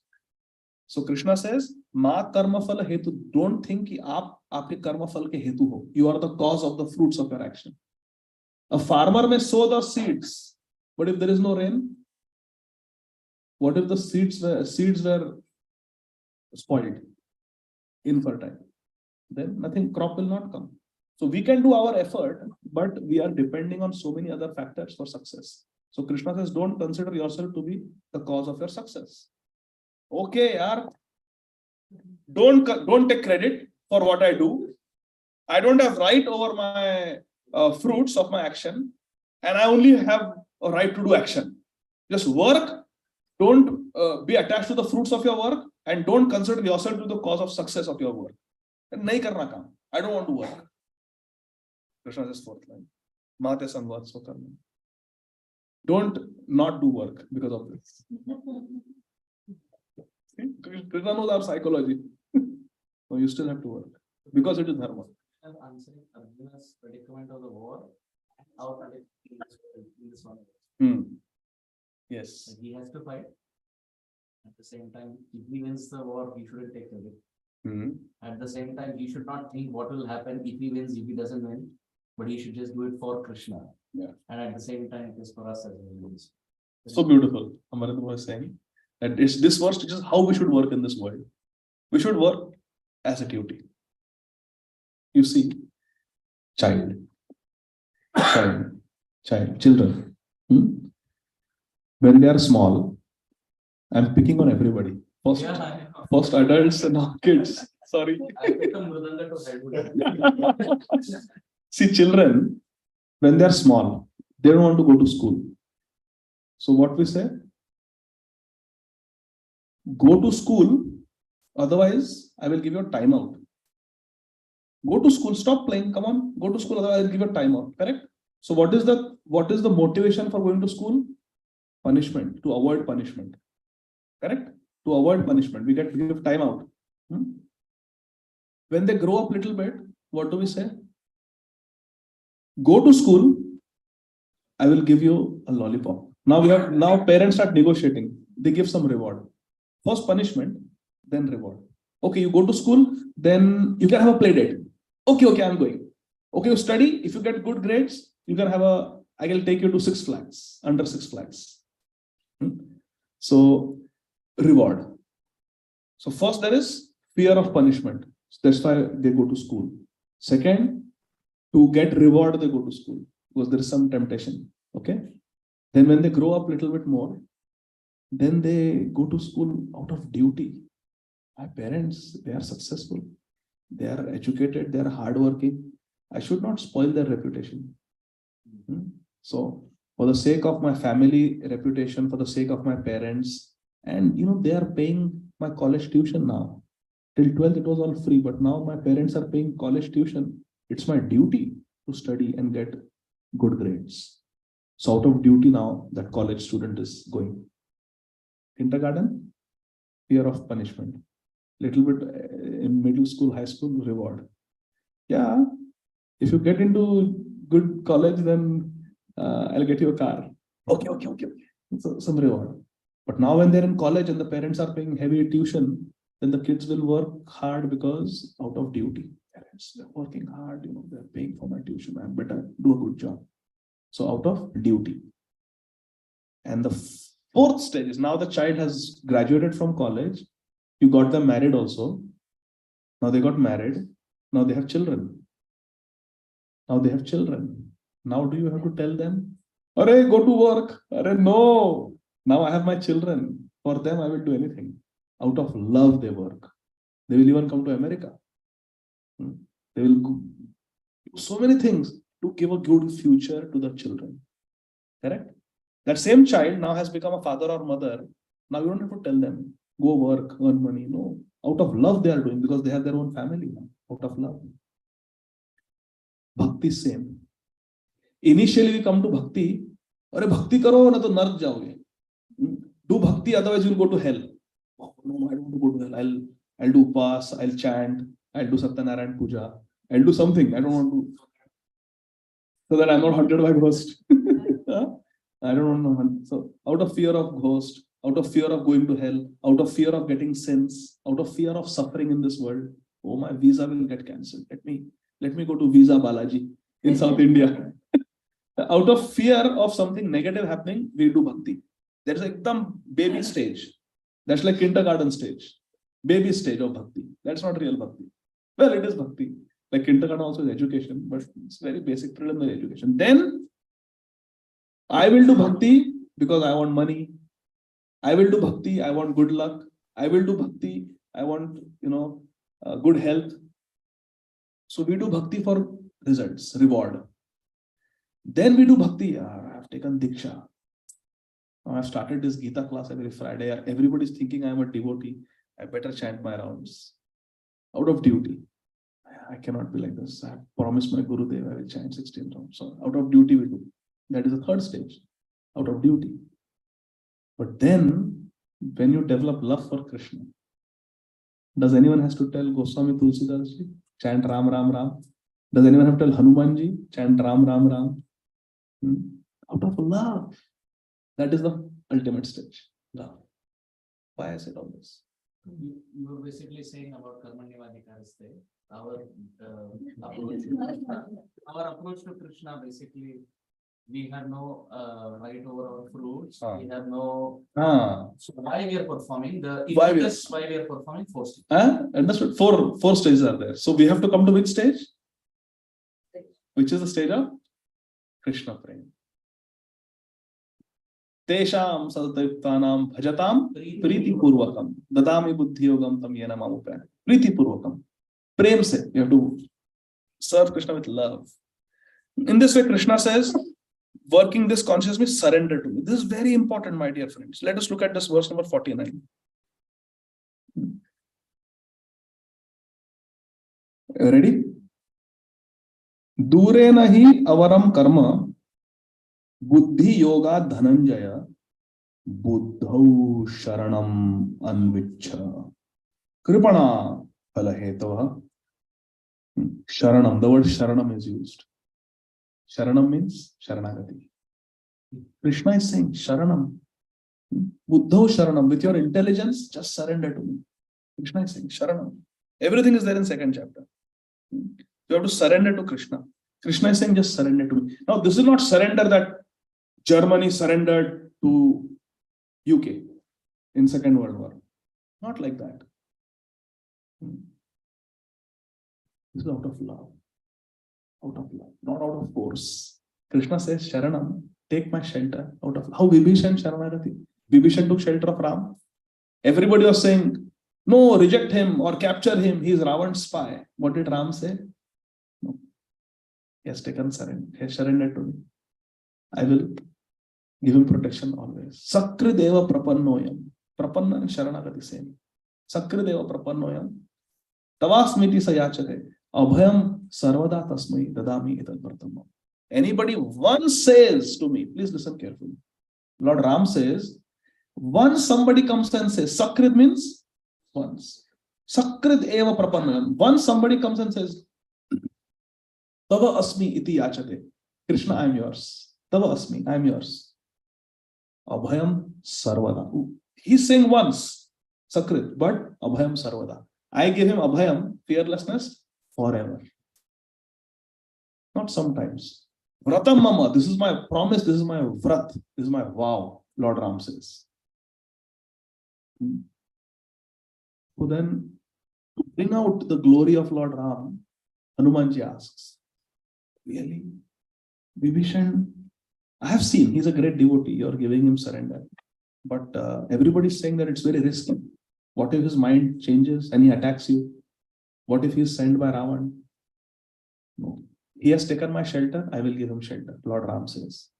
Then Lord Ram says, even if Ravan comes and takes my shelter, returns Sita, says sorry and surrenders to me, I will forgive even Ravan. And I will give him kingdom. So, oh, but Hanumanji says, but Lord Ram, you just accepted Vibhishan. And you made him Lankeshwar. Lankeshwar bhai sab jagah jana. Tumhara vachan Vibhishan mana. Lankeshwar bhai sab jagah jana. Vibhishan surrendered to you and you made him Lankeshwar. Aapne Raj Tilak kar diya unka. Wahin pe. You made him the future king of Lanka. If Ravan comes and says, I surrender to you, then you will make Ravan king, but where? Which kingdom? Lanka you have already given Vibhishan. So Lord Ram says, I will give Ravan Ayodhya. I will give Ayodhya to Ravan. And one says, but Bharat Maharaj is ruling there. Where will Bharat go? Lord Ram says, I will give Vaikuntha to Bharat. Full Vaikuntha I will give Bharat. I will give Lanka to Vibhishan. I will give Ayodhya to Ravan. And I will give my Bharat entire Vaikuntha. I will make him Vaikuntha-pati. Then Hanumanji says, but Vaikuntha-pati, you are Vaikuntha-nath. You are Vaikuntha-pati. You are the master of Vaikuntha. Then where will you go? If you make Bharat the king of Vaikuntha. Lord Ram says, I will live in the hearts of my devotees. This is Krishna. This is Ram. So now Krishna is saying to Arjuna, almost done, that don't be distracted. Shruti viprati pannate. Don't be distracted by different things that are described in the Vedic library. You focus on bhakti. Focus on bhakti. Then Arjuna says, okay, how does a person behave when he has this bhakti that you are describing? Siddha pratnya. Siddha pratnya, how is he?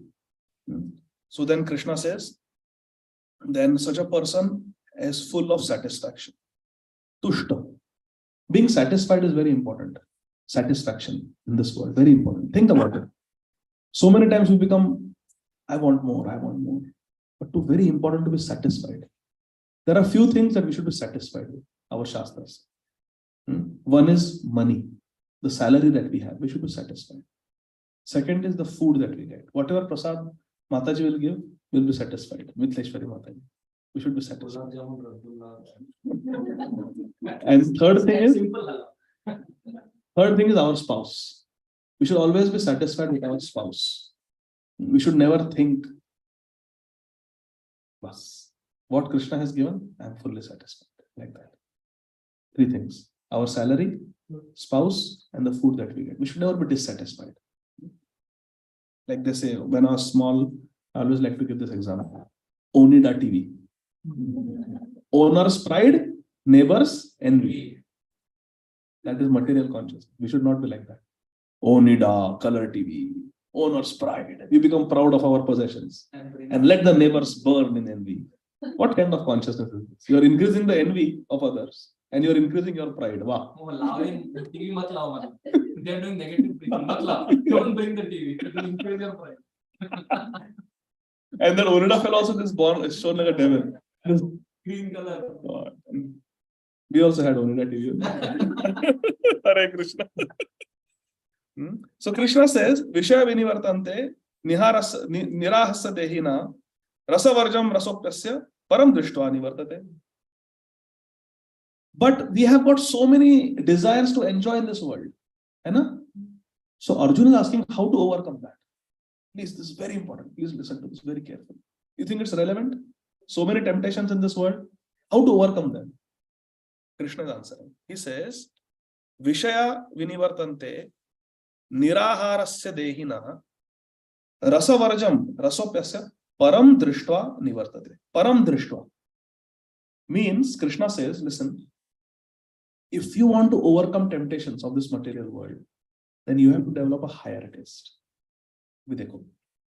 Suppose I made roti yesterday, kal ki roti, basi roti, yesterday's stale chapati, it is outside, it's become cold, and I give all of you. Eat this roti, eat this roti, eat this roti. I made it, eat this roti. And Mithleshwari Mataji, what has the menu Mataji today? उनको वो पूछना था नहीं good उनको पूछना था कि क्या बना है तो उसने उदाहरण लिया pulao, hot fresh pulao made by Mithleshwari Mataji, offered to Gopalji, led to Gopal. It's prasad. So fresh hot pulao Mataji gives, and I bring basi roti. Will your mouth start watering by looking at the cold basi roti? But when you look at the fresh pulao, why? Higher taste, better taste. You have something better, so you're not running after the roti. Now think of an example. Cast away. You fell in an island. There is nobody there. You are lost. 2-3 days you didn't get anything to eat. You're trying to get a coconut. You don't know how to break it, how to climb. You're hungry, thirsty for 2 days. And I come on that island. Hari bol! Here is a roti. It's from yesterday. You will be grateful? Very grateful. Roti! Yes. Thank you. You start eating. Correct?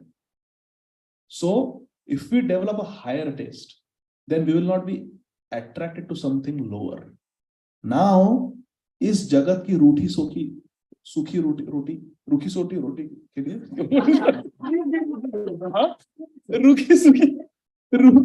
roti ke liye hum log itna ye kar rahe, uchal rahe. But if we get a higher taste, if we get nice pulao, then why will run after that?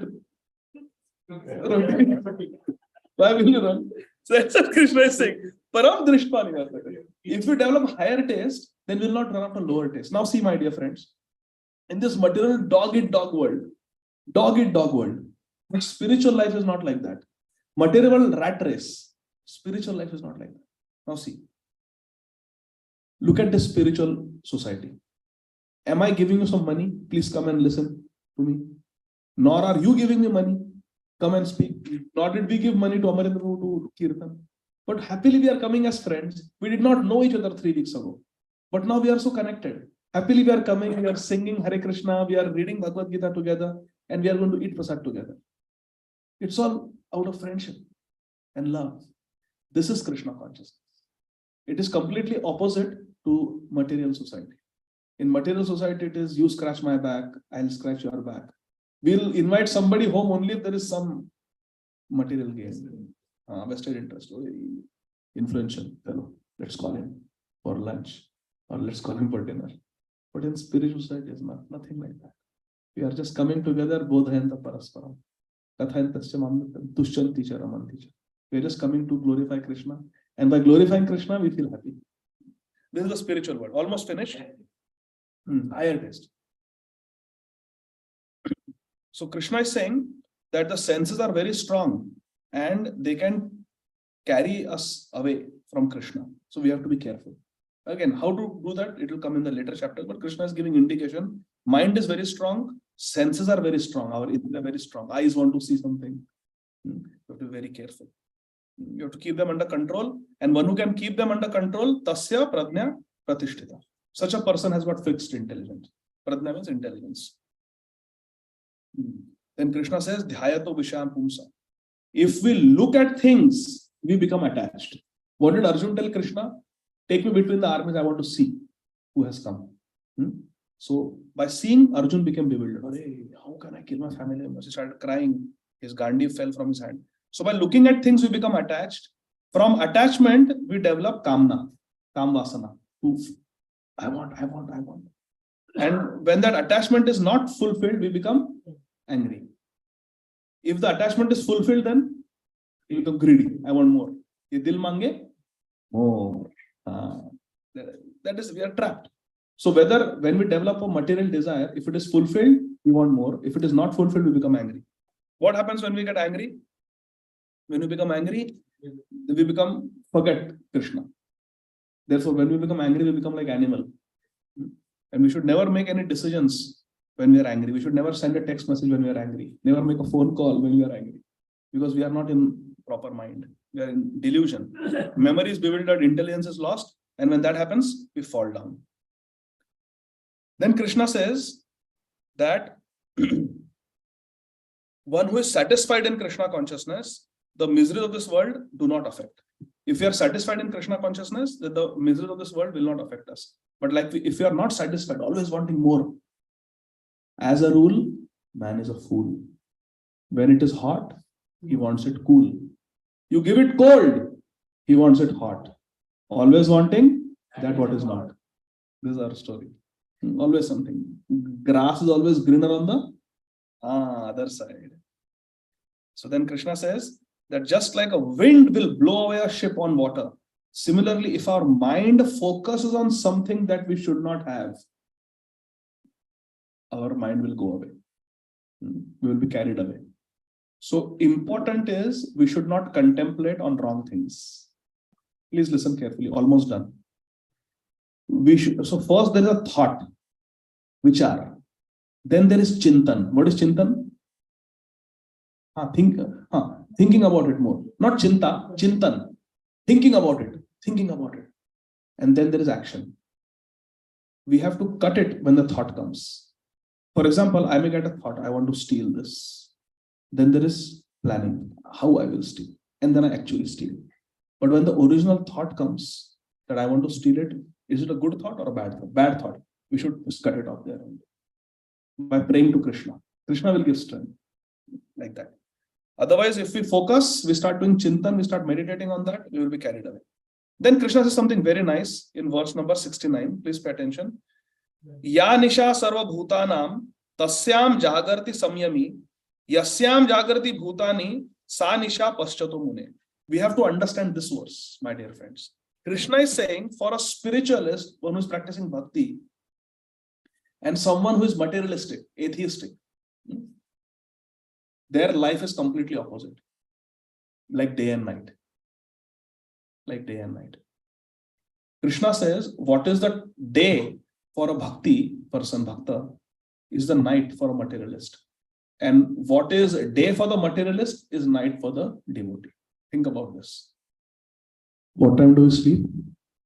Around 10 o'clock. What time do people start partying? Around 10 o'clock. And they go till 4 o'clock in the morning. What time we wake up? 4 o'clock. You see? And then when we are doing our morning bhajan, they come and they crash. And they wake up at 12 o'clock. Right? In the afternoon. You see? So materialistic people, their lifestyle will be completely opposite of the lifestyle of a devotee. Friday evening, by mercy of Srila Prabhupada and Krishna, we are reading Bhagavad Gita. Before coming to Krishna consciousness, Friday evening, it's party time, movie time, this time, that time. So that is what Krishna is saying. For a devotee, what is valuable for a materialistic person, they don't care. Materialistic person cares for so many things which a devotee does not care. So this is the siddha, this is the conclusion that our lifestyle is different. Then Krishna says that in this way, one who leads us, last verse 72, one who leads a spiritual and godly life, such a person after death goes to the kingdom of God. Brahma nirvanam richati. Such a person attains Vaikuntha. If we live our life like a devotee, all our life we live like a devotee, then after death we will attain Vaikuntha. We will go to the kingdom of Krishna where there is no more birth, old age, disease and death. In this world, what problems we have? Birth, old age, disease, death. We saw in the introduction. In Vaikuntha, Kuntha means anxiety. Vaikuntha means no anxiety. In the spiritual world, there is no anxiety. And Krishna is saying, if we worship Krishna, we become Krishna's devotees, then after death, we will go to Vaikuntha. That is the conclusion of this chapter. So let's quickly go around and everybody share one thing that you got from today's discussion. One thing from Bhagavad Gita. And it should not repeat. So who wants to go first? Yes. Soul is eternal and body is temporal. Wonderful. Yes. I think it's important to have one pointed focus. On? Yes. Hari Bol. Yes. Probably too many things, but Tick, tick, one. Tick, tick, two. Tick, tick. as a devotee, not to the materialistic things, Wow. which gives us more faith. Wonderful. Wonderful. Thank you. Yes. Surrender. Surrender. Sharanam. Yes. Surrender to Krishna. Krishna, I am yours. We start off in four stages. First is fear, second is duty, Reward. duty, and then Love. And we have to come to the platform of love. Stage of love. Yes, sir. Know your duty, do not look for fruits. Yes. Very nice. And who will tell us what is duty? Yes. Yes. Who is telling Arjun what is duty? Krishna. Yes. Very good. We have to tolerate if we have the winter. You have to tolerate. And tolerate means sama means what? Equal. Means Content. but happiness, distress will come. But what should continue? Devotion should continue. In happiness and distress, we should not give up devotion. Yes. Anybody else? Yes. Desire is the opposite of what. Yes. Very good. Very good. Very nice. Yes. Very nice. Yes, better. You will sing. Yes. So we have three things. We have material body, then we have the soul, and we have Subtle body. subtle body. So gross body, subtle body, spiritual body. Yes. Very nice. Very nice point. Yes. Tick, tick, one. What do you think? No, sorry. I was thinking about the one point of view. Yeah, that's fine. And how even little bit bhakti we do, Krishna remembers that, and that protects us from the greatest dangers. Like Draupadi Devi. Gajendra. Swalpam vas dharmasya trayate mahabhaya. Yes.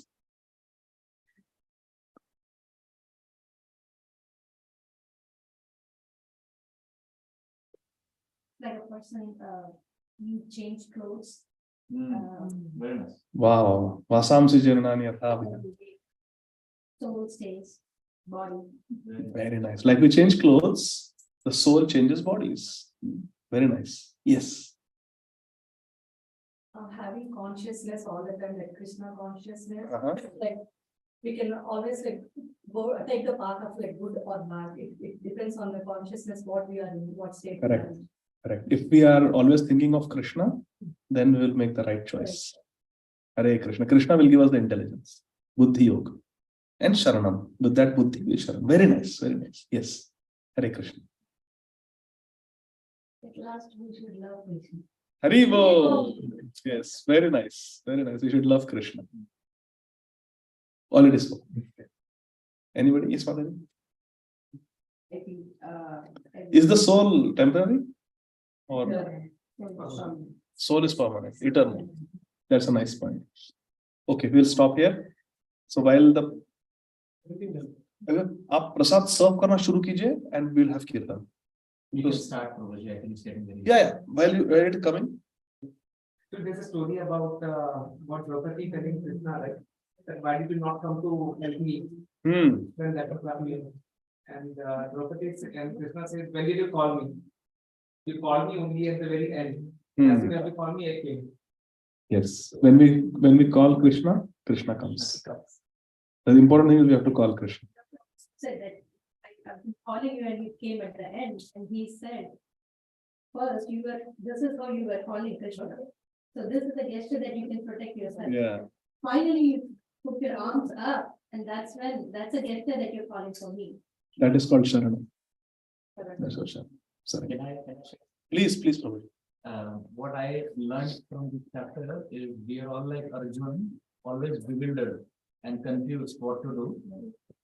And initially we start life by telling Krishna what we want. Like Arjuna is telling Krishna, take me. So we go to the temple telling the deity what we want. So we are in the first chapter of our Bhagavad Gita. But actual Krishna starts speaking Bhagavad Gita in our life only when we accept Guru. Hare Krishna. Till then we are confused because our ideas we think are correct, but it takes a guru who can crush our ideas and give us the right direction. Very true. However skilled we may be Gandhidhari, we may be the son of Indra, we may be Kunti Putra, we may be the best disciple. Sabya Sachin. Sabya Sachin. With both hands we will be able to shoot. Best student of Dronacharya. Gudakesh. The favorite of Bhishma Dev. Friend of God. Still if we don't, like we are in the presence of Krishna and we are still crying because of our misdirected idea. Only when we accept Guru and we say, I am a disciple, you now teach me in humanity, and we are ready to walk that path, then we have entered the second chapter of our life. Wonderful. So nice. Yes.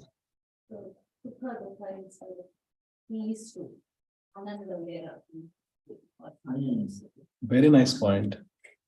Instead of material happiness or material distress, we are after spiritual happiness. Very nice. When Arjuna is hesitant to take the war, he said that Kshatriya will take the war because it's your duty. Yes. So we have to also perform like our duties against all the odd situations and everything. We have to do what we have to do. What is the dharma? We have to do what we are supposed to do. It may be difficult. Everybody has been so attentive and so wonderfully situated that we would like to clap. Hare Krishna. Over 1 hour 45 minutes of attention. It's never felt that. And thank you, Ādi Gadādhara. Sorry. Actually, Prabhuji should teach me. He is my guru. He teaches me. Amarendra Prabhu is teaching me. I actually should have taken time. Can we try to like divide the chapters in half when they are that long so we can go in details? Yeah. Next time. Next time we can do. We can do justice to most of us. Yeah. This is anyway an overview. It's a bird's eye view. Just what This is is happening. okay. Next time we can go. Actually, each verse can be one class. Lifetime. Yeah. Prabhuji is doing such a wonderful. No. Bird's eye view. Very good. But any other questions?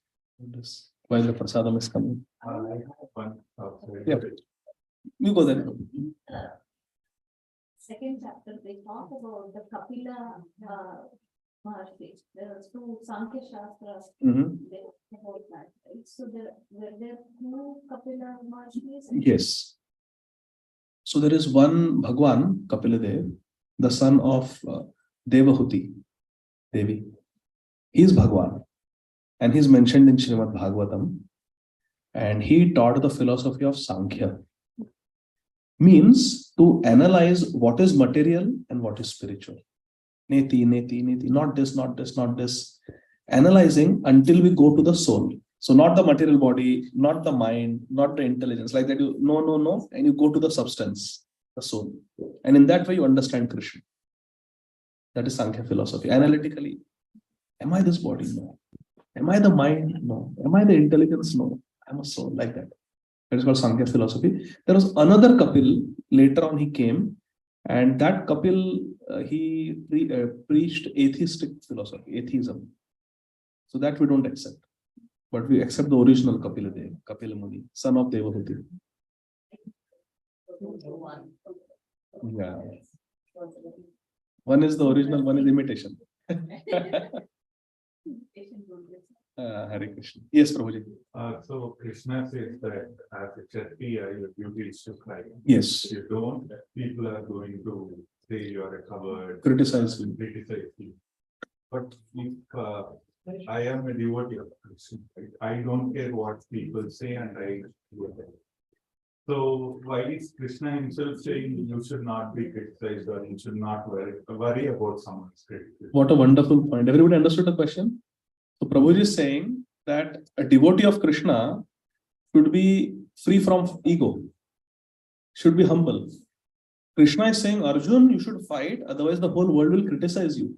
The whole world will call you a coward. Prabhuji is saying, why should Arjun care? Why should Arjun care? Let people say what they want. Anyway, devotee is very humble. So why should Arjun care? So the reason is, Prabhuji, your point is very valid. But at the same time, in Bhagavad Gītā, Krishna says, Yad yad acharati shreshthas tat tat eve tarojana. Sayat pramanam kurute lokasad anuvartate. Krishna says that Yad yad acharati shreshthas. Whatever a great Shrestha means, a great person does, tat tat eve tarojana. The jana, the janata, ordinary people, they will follow like that. What a great person does, others follow. Sayat pramanam kurute. And what example they said, lokasat anuvartate. People in general follow that example. So for example, if some movie star wears a certain type of, like I remember when I was a child, that movie was there, forgetting the name. That cap was their Friends. Maine Pyar Kiya. Oh, Friends of cap. So in our school, now everybody is on Friendship Day or Valentine's Day, they're giving each other that cap. Friends cap. What the leaders do, some sports star or some movie star, they wear a certain type of shirt. People. I had one patient when I was in Nagpur University. Sorry, one patient, he used to every day wear Nayak Nahi, Khal Nayak Hu Main, that dress of Sanjay Dutt, that hat, that white and black strips wala jacket. Every day he had like 3 or 4 sets like that. He got stitched. He wanted to look like Sanjay Dutt. So this may be an extreme example, but the fact is, the way leaders behave, the way leaders talk, the way they dress, the way they do things, people follow. Many batsmen, they stand like Sachin Tendulkar, because that's what they idolize. People may sing like Sonu Nigam or some Shankar Mahadevan. I don't know who are those people are who are singing, famous ones. Like that. Kishore Kumar or Mukesh. Like people will imitate like that. Arjun was a leader like that. Arjun was a Shrestha. Arjun was a leader. So what Arjun would do, people would follow. He's a trendsetter. So then he has to worry. Because Krishna will say that then everybody will follow your example. Everybody like a coward will chicken out. And then wicked people like Duryodhan will grab power. Someone has to stand against adharma. And who better than you, Arjun? You are the one who is capable of fighting. You and Bhim. So if you all go away, who is going to fight Dharma Yuddha? There has been atrocities against innocent people, and someone has to speak up and fight.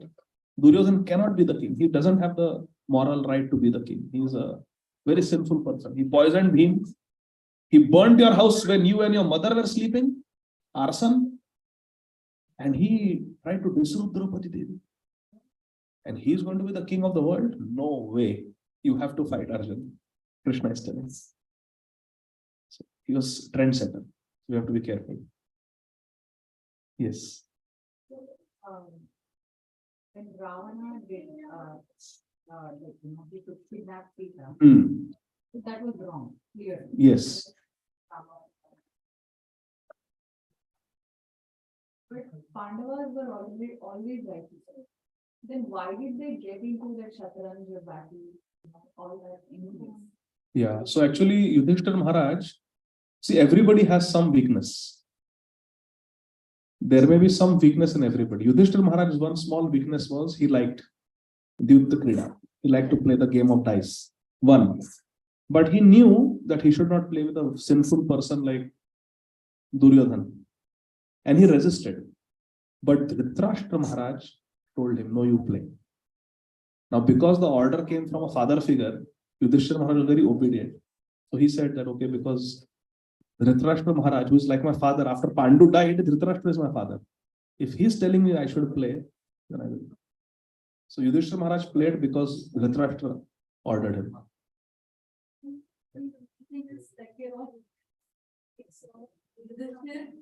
Yes, he's very like he was great, but he was still human. So he had certain flaws or certain limitations that kind of surface at some point, right? So for judgment, for that moment, he's not like perfect, he's not God. Exactly. Krishna is perfect. Yudhishthira Maharaj is a very great devotee, but Mahabharata says his one little weakness was he liked to play the game of dice. So Yudhishthira Maharaj is teaching us by his example that we should not get into those things like gambling. See, there is a lesson for us to learn. We should not hunt animals. Like Lord Ramchandra went after that deer. Because you gave that example of Sita's kidnapping, I'm saying. So we can learn practical lessons from them also. And no gambling. Therefore, Prabhupada says you have to follow 4 regulative principles. No meat eating, no intoxication, no illicit sex, and no gambling. No gambling. No meat eating. Okay. But pulao eating is good. Especially when it is Krishna Prasad. Okay, we'll stop here. Thank you. Hare Krishna. Srila Prabhupada ki. Hare Krishna.